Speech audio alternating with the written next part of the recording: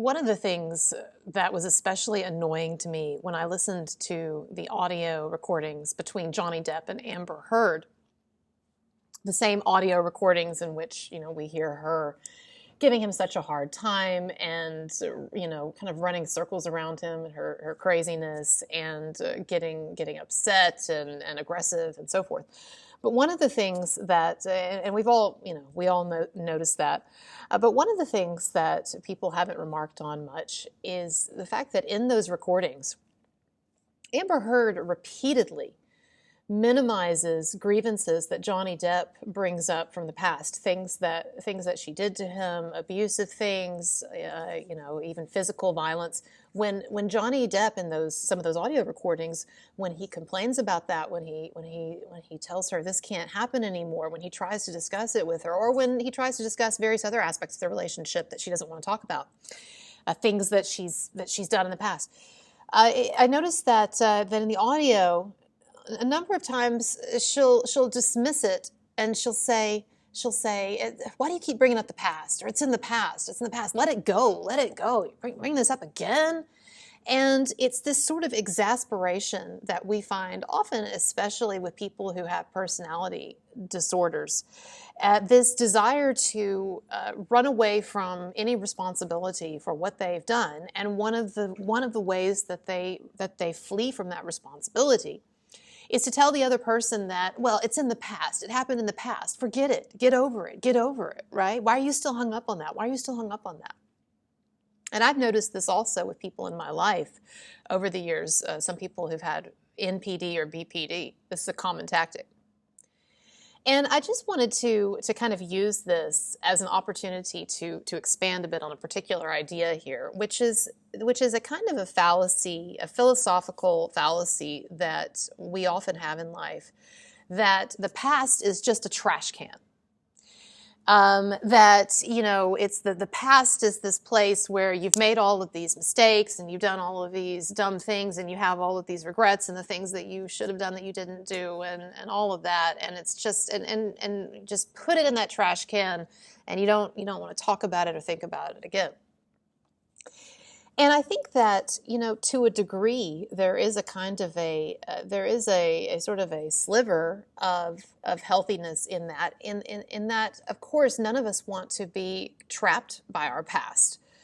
And far too many of us are carrying around a kind of a guilt about things that we should keep in the past.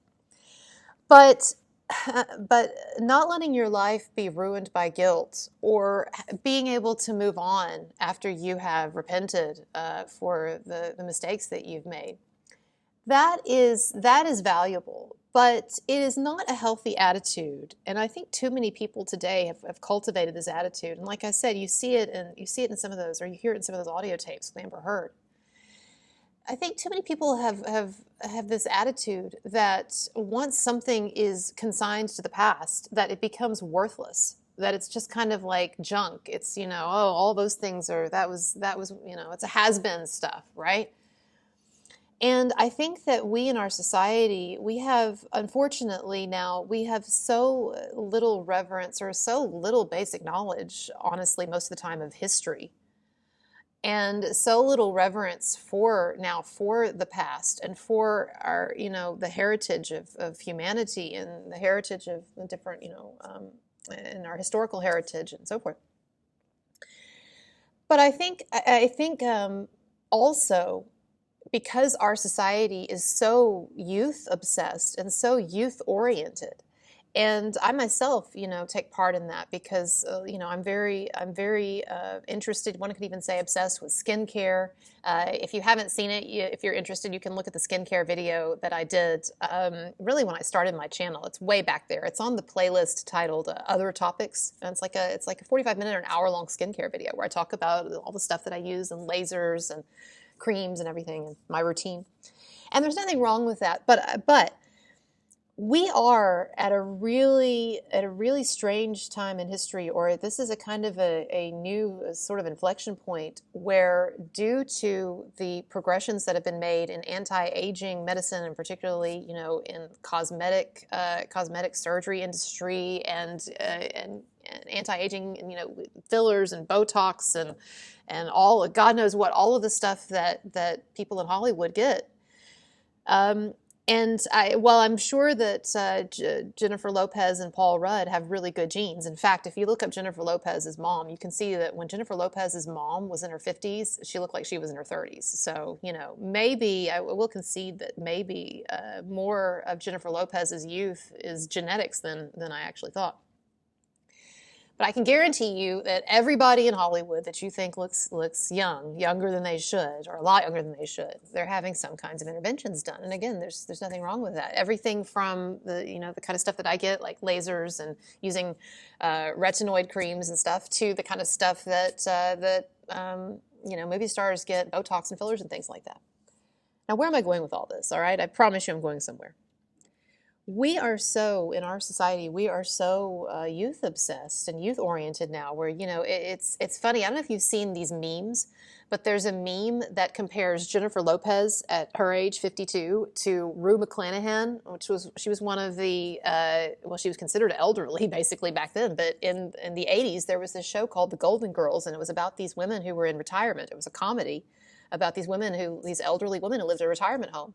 And the youngest of them was Rue McClanahan. She was 52 years old. Well, in this meme that's been going around, there's a picture of J-Lo and a picture of Rue McClanahan. And Rue McClanahan looks like 30 years older than J-Lo. And part of it is down to the dowdy, older-fashioned hair and clothing, and the way she just doesn't look as youthful. But then a lot of it is because in Rue McClanahan's day in the 80s, they didn't have Botox and fillers and a lot of the stuff now that people can use. And, now you've got hormone therapy, for these Hollywood stars. They're not just doing the normal hormone therapy either. Like, they're doing the really souped up stuff. We're talking like, akin to like what Lance Armstrong might have been doing in the back of his tour bus. But anyway, his cycling tour bus. Here's my point, all right? We are so focused on youth, and we also live in a culture now that is so focused on telling people, don't be weighed down by guilt about the past, or don't think about the past, or you don't even really need to learn any history or whatever, right? It's all about the present and the future. And to a degree, maybe there's some healthy aspects to that, but also what it does, it creates in us this notion that the past is a kind of a trash can. And here's the problem with that. The problem, and this is what I wanted to get at in this video, the problem with that perspective is that we are all aging, we are all moving forward in life, and the more that we move forward, the more of our life that is now consigned to the trash can, right? When you're 10 years old, you don't have much past behind you, and you've got a lot of future. But when you get older and then you get into middle age, which I'm entering, right, where it's pretty even on either side, or, you get older and you know that the days before you are less than the days behind you. Well, as we age, we're putting a lot of stuff in the trash can, right? We're building, we're gaining a past and we're losing a future. The older you get, you're gaining a past and you're losing a future. And the problem with this perception that we have in society, so many people now, that the past is just kind of this worthless trash can, and that the future is always where it's at, and youth is always where it's at. The problem with that is that it's very kind of demoralizing for all of us as we age, and also it's just not an accurate way of viewing your life. There was I've talked about him before, a really famous psychoanalyst and philosopher, a psychiatrist as well, named Carl Jung, and he was really famous. He was going to be Freud's successor for a while. Freud adored him, thought he was brilliant, but they had a falling out because Carl Jung was not an atheist, or he was getting into like sort of mysticism and spirituality in a very loose sense, and even studying religion, even the paranormal, and Freud didn't like that. And that wasn't all that Jung was into. Jung was into all kinds of stuff, Freudian psychoanalysis and philosophy and all kinds of things. But he and Freud broke over this and also some other personal tensions between them. They had a kind of a father-son type relationship that got a little too complicated in typical Freudian fashion, right? But anyway, here's the thing, okay? Carl Jung famously said that life begins at 40. And he was not saying that because he was trying to make himself feel better about aging, all right? He was saying that because he recognized that when you are in your 20s and your 30s, you are by and large furiously trying to build a life for yourself. So you're trying to get on some kind of career track, career ladder, or you're trying to, just earn money or whatever, or go to school and then get a career. Most people are trying to find a wife or a husband eventually. Most people by their 30s, even late into their 30s are having children and so forth. It's all about getting stuff done. And what Jung says, and I've talked about this a bit before in some other videos, but I want to get to something in a moment that you haven't heard, okay? So hang on. And it's really profound and really amazing. Jung said that when people hit middle age, though, they kind of are able to sort of stop and take a breath and sort of evaluate where they're at in life. And this is where the midlife crisis comes in, because what we all have to deal with when we get to the middle part of our life is that we've achieved a lot of things, or we've built a lot of the things we wanted to build, whether that's a career or a family or whatever. And yet, we still have to answer these basic questions of, like, what is it all for? Or what does life mean to me? Or who am I? Or whatever.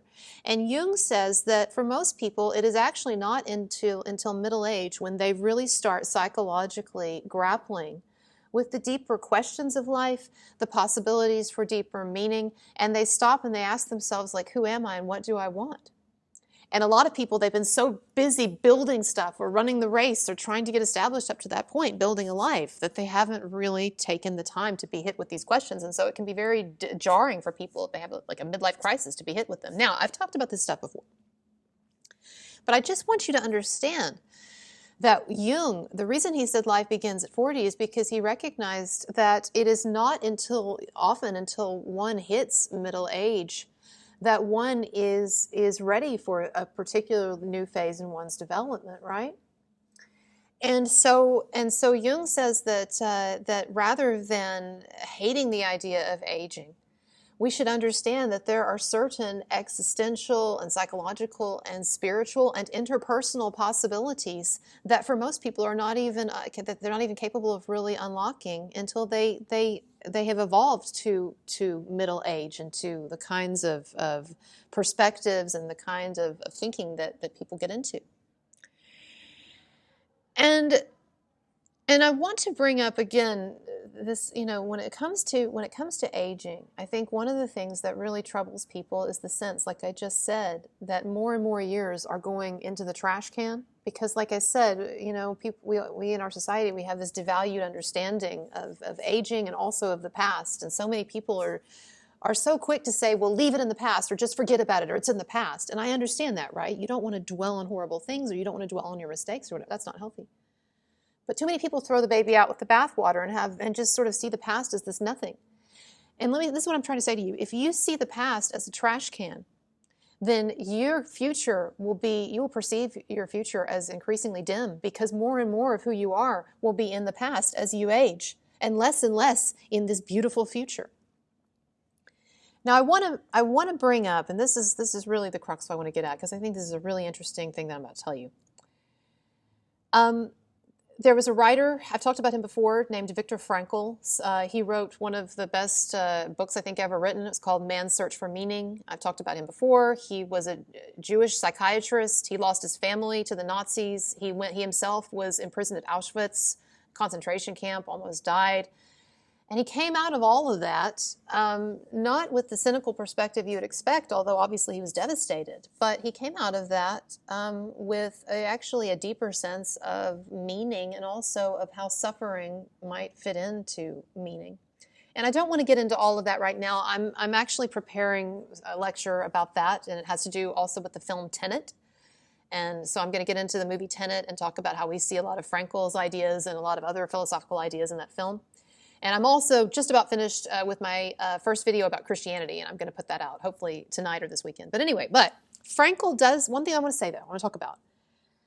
Frankl talks in his book about this idea of the past, of people being dismissive about the past, and of people fearing getting old, and of hating to get old, and of hating aging. And Frankl understood that this feeling that we have, this horrible feeling that we have as we get older, that can be very crippling. It can be very, very troubling, And this is what he had to say. He said that we have this fallacy in life that and he doesn't use the term trash can, that's me, but that the past is just, like I said, this place where just the stuff is consigned that we've already done and it doesn't matter and we dismiss it, right? And we tend to live in the future, right? We idealize the future because the future is where our remaining dreams lie. The things that we haven't done yet that we hope we can do, even if some of them we know we won't do. The future is possibility. The future is choice. The future feels free. The future feels bold. The future feels awake and alive and all of that, right? It's where our dreams are. And the past, we tell ourselves, well, that's just what's already happened. So what? So as people get old and as they run out of future, they get worried, they get upset, they get demoralized. And this is what Frankl says. Contrary to our popular belief these days in society, the future is not superior to the past. That instead of viewing the past as a kind of a trash can, we should view the past as a monument, right? As a monument to what we have achieved so far with our life, however we choose to define a fulfilling life, whether that's personal achievements, relationships, experiences, art, traveling, spirituality, your job, your profession, whatever is yours in and your fulfillment, your meaning, right? Love. Frankl says that if you live your life in such a way so that you make the most of every opportunity, make the most of of the moments of life, that you live a self-aware life, that you live a life of depth and a life of meaning and all of that, that you should not look at your past as a trash can, but rather you look at your past as a monument. And what is a monument? You know, when people go and when they stand in front of a statue, what they are doing, what that statue provides is a moment for reflection of what the lives of others have meant to us today. And what others did in the past to contribute to who we are today, to create not only who and what we are today, but to create the possibilities and the conditions for this future that we dream of. The past, you know, it's not dead. It's not even past, right? As Faulkner says, and Faulkner said that in a negative way, right? That we're all still stuck in the past. We're stuck in these cycles. We're stuck in these old behaviors and all of that. And that's very true. That's one way of looking at it. But another way of looking at it is that the past is very alive with the beauty of all of and the worthiness of all of the things that we have done that are worthwhile. And Frankl says that in fact, the past may even be greater than the future because the future is a fantasy. The future has not happened, and the future will never have happened. That's why it's the future. And so to be so wrapped up in and so focused on something that has not even happened, that doesn't even exist, that's intangible, that's the future, instead of taking a great deal of solace and fulfillment and a sense of purpose and meaning from the years well lived, from that monument in the past, the things that you've done. And even the bad things you've been through that ended up having a greater significance than maybe you understood at the time, or ended up being so important in who you became as a human being. You know, I look back at my life and I have to say, the older I get, the more I'm starting to understand that it is quite frequently the things that I thought were terrible mistakes that ended up not only shaping who I am, but ended up contributing to the most positive aspects of my life. And I can look back at a number of things that when I was younger, I thought were just pointless dead ends. Just one more fuck up that I can throw away in the trash can and hopefully never think about again. And yet now I see that more of that than I thought had a rhyme or a reason to it, or it was necessary for me to be where I am today. And I think that, and so what Frankl is saying here is that, do you know, is that we tend to look at young people and we envy them. Like and I know, again, I look, not to brag or anything, right? I hope it doesn't sound like I'm bragging when I say this, but I know that I look, younger than I am, but I'm in my early 40s.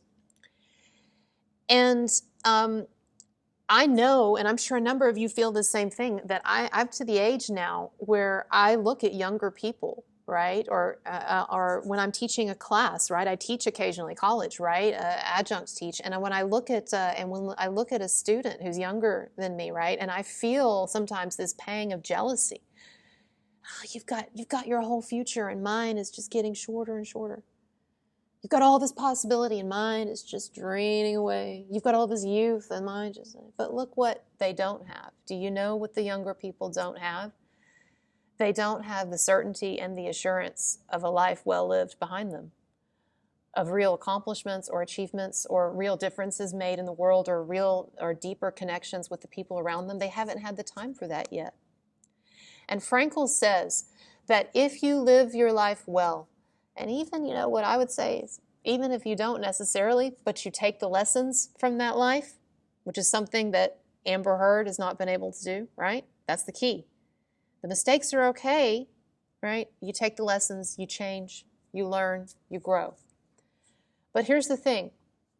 Frankl says that if we live our life well, that that every day that goes by, every day that we tear off the calendar, you know how those one-a-day calendars, right, where each day goes by and you tear one off. Frankl says that too many people who aren't making the most of their lives or aren't living fully or self-aware, or people who are not experiencing life to the fullest, whatever that means to you. He said that those people, they grimace, they sigh every time they have to rip away one of those pages. Every day that goes by, shit, there's another day closer to death.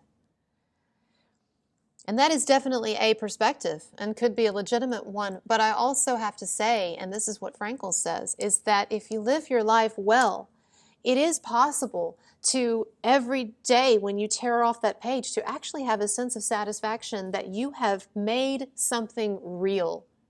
You have taken a dream or a goal or a plan or a desire and you have actualized it.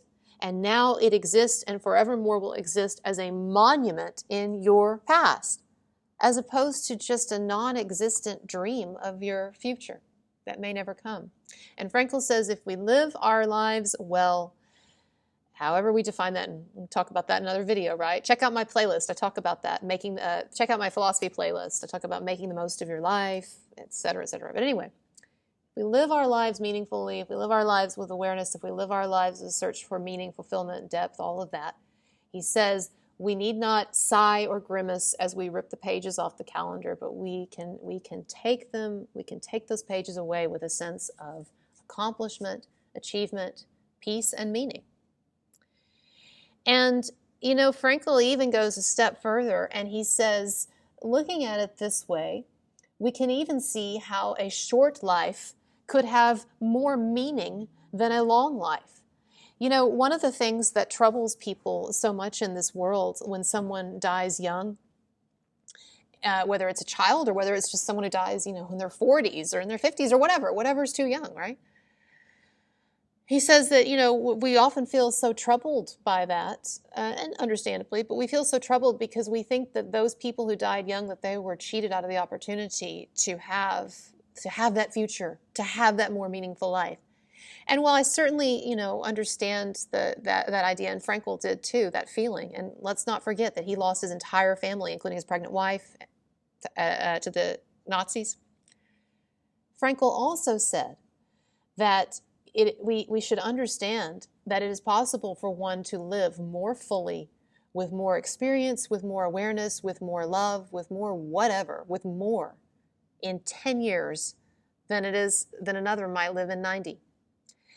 And the fact of the matter is that we have all known even children who have unfortunately perished too young, but in the time that they were alive burned so brightly or brought so much joy to others or experienced it themselves. And then we've all known people who lived to be very, very old and by all appearances just had very miserable lives, pathetic, useless, destructive lives. Amber Heard. And so maybe Frankl says, from a larger perspective, from a larger spiritual perspective, especially if one believes in an afterlife, which I know not everybody does, but especially if one believes in an afterlife or another life or some other existence after this, We need not be so focused on length of life or how much time we've got in the future, that dwindling hourglass, stuck to the table. But instead, we should be at peace with the time as it goes and make the most of it and cherish it. So anyway, it's just something I like to think about. And you can check out my videos for my channel for more videos like this and other topics. As always, if you got something out of this, like and subscribe and hit me up on PayPal or Patreon. The links are below, and you just need a credit card to donate. Thank you so much, and I've got a lot more coming out. Bye.